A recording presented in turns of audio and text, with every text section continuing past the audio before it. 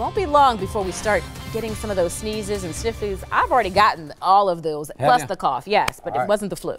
So the question is now, since the last flu season was a bad one, and joining us now to talk about this year's flu season is Dr. John Brill from Aurora Healthcare with some flu shot facts. Okay, we just had a story last week that about a third people say, you know, they're not going to get it. Parents were saying that, and it was based on information, either something they had read or, you know, somebody they talked to.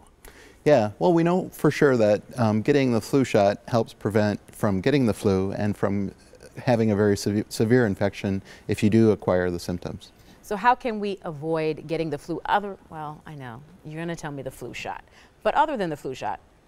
Washing your hands frequently, especially if you're around people or out in crowds, getting enough rest, eating well, exercising, taking good care of yourself, basically.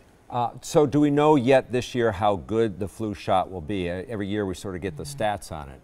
We don't know for sure. It looks like the early signs are that it's going to be a better match than last year's, so should be a more effective vaccine than in the last year. What's the best way to tell between the flu and a cold?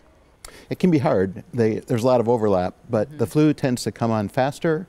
It tends to have more fever, more chills, and more muscle aches than a regular cold. So given those symptoms, when is it appropriate to go see a doctor if you think you have the flu?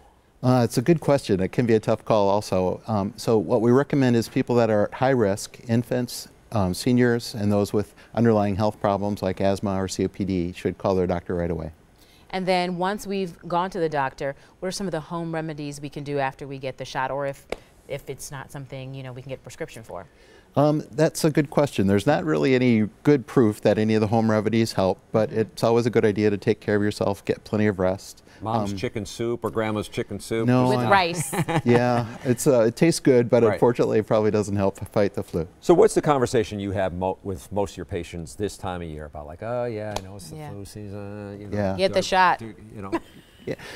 I really encourage people to get the shot, both to protect themselves and to help others in the community who might be at higher risk.